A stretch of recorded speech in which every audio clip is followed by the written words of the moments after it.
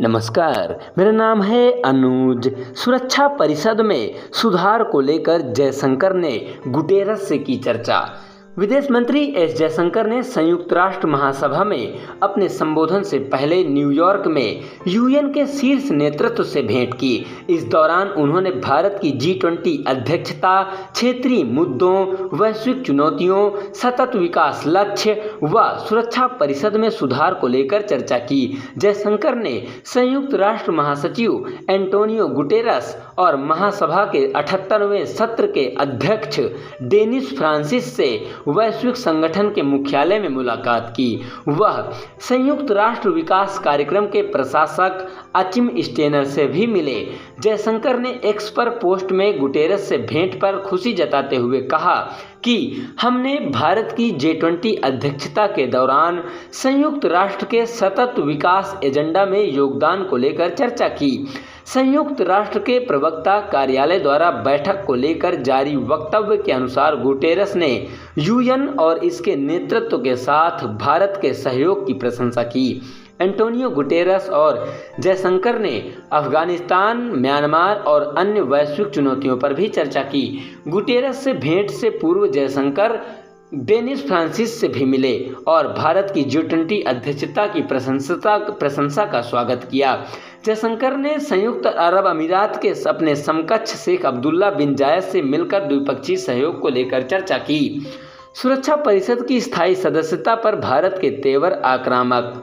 इस सुरक्षा परिषद की स्थायी सदस्यता पर भारत के तेवर आक्रामक। संयुक्त राष्ट्र सुरक्षा परिषद की स्थायी सदस्यता के लिए भारत की दावेदारी करीब 2 दशक पुरानी है। भारत आर्थिक और सैन्य ताकत के मामले में विश्व की एक बड़ी ताकत के तौर पर उभरा है। भारत आर्थिक और सैन्य ताकत के मामले में विश्व की एक बड़ी ताकत के तौर पर उभरा है। ऐसे में सुरक्षा परिषद में स्थायी सदस्यता के लिए भारत का समर्थन भी दिनों दिन बढ़ रहा है। संयुक्त राष्ट्र में सुधार और सुरक्षा परिषद में दावेदारी को लेकर पिछले कुछ वर्षों के दौरान भारत के रवैये में भी बदलाव आया है। संयुक्त राष्ट्र में सुधार और सुरक्षा परिषद में दावेदारी को लेकर पिछले कुछ वर्षों के दौरान भारत के रवैये में भी बदलाव आया है। भारत ने दावेदारी को लेकर आक्रामक तेवर अपनाए हैं। वैश्विक मंचों पर भारत ने साफ कर दिया है कि मौजूदा स्वरूप में सुरक्षा परिषद आज की भू राजनीतिक वास्तविकताओं को परिलक्षित नहीं करती और इसकी विश्वसनीयता खतरे में है। मौजूदा स्वरूप में सुरक्षा परिषद आज की भू राजनीतिक वास्तविकताओं को परिलक्षित नहीं करती और इसकी विश्वसनीयता खतरे में है। भारत ने स्पष्ट तौर पर कहा है कि अब सिर्फ कुछ देशों का एजेंडा नहीं चलेगा। हाल में दिल्ली में हुए G20 सम्मेलन की सफल अध्यक्षता के साथ ही भारत ग्लोबल साउथ की एक मजबूत आवाज़ बनकर उभरा है। भारत को स्थायी सीट मिलने की मजबूत संभावना। थिंक टैंक अटलांटिक काउंसिल के सर्वे के अनुसार अगर संयुक्त राष्ट्र की सुरक्षा परिषद में सदस्य बढ़ते हैं तो भारत को स्थायी सदस्यता मिलने की संभावना सबसे अधिक है। थिंक टैंक अटलांटिक काउंसिल के सर्वे के अनुसार अगर संयुक्त राष्ट्र की सुरक्षा परिषद में सदस्य बढ़ते हैं तो भारत को स्थायी सदस्यता मिलने की संभावना सबसे अधिक है। सर्वे में कहा गया है कि सुरक्षा परिषद के सदस्यों के अपने हितों के अलावा परिषद का विस्तार करने की जटिल प्रक्रिया इसमें सुधार की राह में एक बड़ी चुनौती है। सर्वे में कहा गया है कि थिंक टैंक अटलांटिक काउंसिल के सर्वे में कहा गया है कि सुरक्षा परिषद के सदस्यों के अपने हितों के अलावा परिषद का विस्तार करने की जटिल प्रक्रिया इसमें सुधार की राह में एक बड़ी चुनौती है। 26% लोगों को लगता है भारत को मिलेगी स्थायी सीट। 11% मानते हैं जापान की मजबूत दावेदारी। 9% लोगों की नज़र में ब्राज़ील को मिलेगी सीट। सुधार पर जोर दे रहे G4 देश भारत और दूसरे G4 देश सुरक्षा परिषद में तुरंत सुधार किए जाने पर जोर दे रहे हैं। G4 देशों में भारत, जर्मनी, जापान और ब्राज़ील शामिल हैं। G4 देश यानी भारत, जापान, जर्मनी और ब्राज़ील सुरक्षा परिषद में स्थायी सीट के लिए एक दूसरे का समर्थन भी कर रहे हैं। भारत और दूसरे G4 देश सुरक्षा परिषद में तुरंत सुधार किए जाने पर जोर दे रहे हैं। G4 देशों में भारत, जापान, जर्मनी और ब्राज़ील शामिल हैं। G4 देश यानी भारत, जर्मनी, जापान और ब्राज़ील सुरक्षा परिषद में स्थायी सीट के लिए एक दूसरे का समर्थन भी कर रहे हैं। सुरक्षा परिषद के 4 सदस्य भारत के समर्थन में अमेरिका, ब्रिटेन, फ्रांस, रूस और चीन संयुक्त राष्ट्र सुरक्षा परिषद के स्थायी सदस्य हैं। इनको वीटो पावर मिली हुई है। चीन को छोड़कर बाकी चारों सदस्य अमेरिका, ब्रिटेन, फ्रांस और रूस सुरक्षा परिषद की स्थायी सदस्यता के लिए भारत का समर्थन कर रहे हैं। वैश्विक मोर्चे पर प्रतिस्पर्धा और पाकिस्तान से करीबी की वजह से चीन भारत की दावेदारी का समर्थन नहीं कर रहा। अमेरिका, ब्रिटेन, फ्रांस, रूस और चीन संयुक्त राष्ट्र सुरक्षा परिषद के स्थायी सदस्य हैं। भारत, ब्रिटेन, फ्रांस, रूस और चीन संयुक्त राष्ट्र सुरक्षा परिषद के स्थायी सदस्य हैं। इनको वीटो पावर मिली हुई है।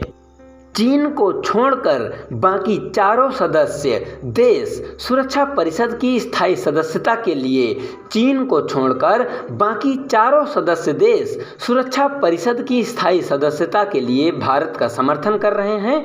वैश्विक मोर्चे पर प्रतिस्पर्धा और पाकिस्तान से करीबी की वजह से चीन भारत की दावेदारी का समर्थन नहीं कर रहा है। अभी भी कुछ देश दूसरों के लिए नियम तय करेंगे। अभी भी कुछ देश दूसरों के लिए नियम तय कर रहे हैं। विदेश मंत्री जयशंकर ने संयुक्त राष्ट्र में सुधार को लेकर भारत के एजेंडे को आगे बढ़ाया। उन्होंने कहा, अगले वर्ष संयुक्त राष्ट्र यानी यूनाइटेड नेशन में समिट और द फ्यूचर का आयोजन होने जा रहा। संयुक्त राष्ट्र में समिट और द फ्यूचर का आयोजन होने जा रहा। इस अवसर का हमें सही मायने में बदलाव लाने, खासकर संयुक्त राष्ट्र सुरक्षा परिषद जैसे बहुदेशीय संस्थानों में बदलाव लाने के लिए इस्तेमाल करना चाहिए। हमें एक धरती, एक परिवार, एक भविष्य यानी one earth, one family, one future के मंत्र के आधार पर वैश्विक चुनौतियों को सुलझाने का साहस दिखाना चाहिए। उन्होंने पश्चिमी देशों को भी आड़े हाथों लिया। उन्होंने कहा, हम कई बार न्याय संगत वैश्विक व्यवस्था की बात करते हैं, लेकिन वास्तव में अभी भी कुछ ही देश एजेंडा तय करते हैं और दूसरों के लिए भी नियम तय करते हैं। यह अनिश्चित काल तक नहीं चल सकता। अर्थात कई बार न्याय संगत वैश्विक व्यवस्था की बात हम लोग करते हैं, लेकिन वास्तव में अभी भी कुछ ही देश एजेंडा तय करते हैं और दूसरों के लिए भी नियम तय करते हैं। यह अनिश्चित काल तक नहीं चल सकता। जब हम सब मिलकर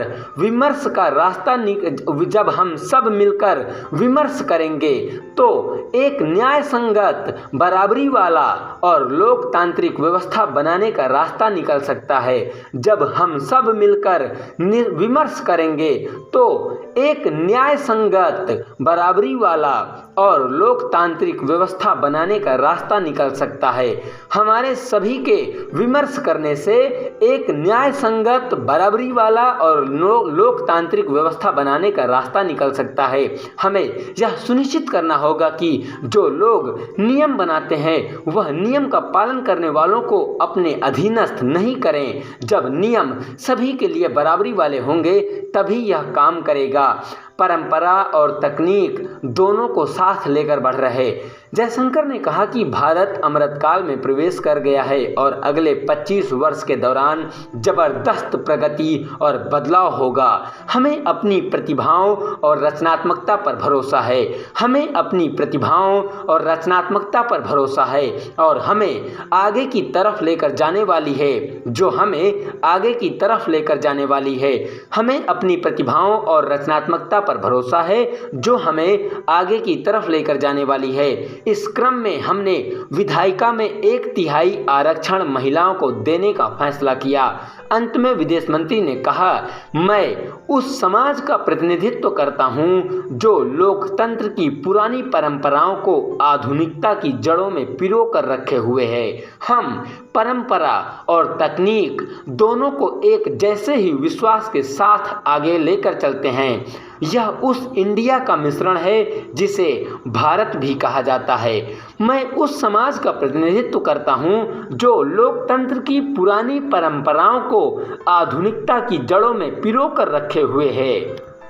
हम परंपरा और तकनीक दोनों को एक जैसे ही विश्वास के साथ आगे लेकर चलते हैं। हम परंपरा और तकनीक दोनों को एक साथ एक जैसे ही विश्वास के साथ आगे लेकर चलते हैं। यह उस इंडिया का मिश्रण है जिसे भारत भी कहा जाता है। बहुत बहुत धन्यवाद।